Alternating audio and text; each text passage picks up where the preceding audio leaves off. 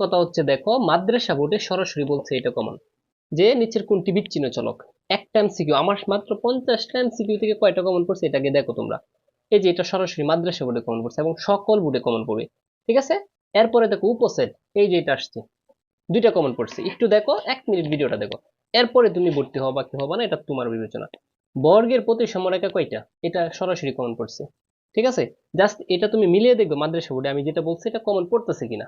এরপরে দেখো এই যে এই নিয়ম থেকে একটা কমন পড়ছে, এই যে একটু দেখো কয়টা দেখছো, মাত্র 50টা এমসিকিউ থেকে 6 থেকে 7টা 8টা কমন পড়ে গেছে। এরপরে দেখো এই যে একটি নির্দিষ্ট চতুর্ভুজ অঙ্কনের জন্য কয়টি স্বতন্ত্র উপাত্ত প্রয়োজন, এটার উত্তর কয়টা হচ্ছে 5টি, এটা সরাসরি কমন পড়ছে সরাসরি। এরপরে এই নিয়ম কমন পড়ছে।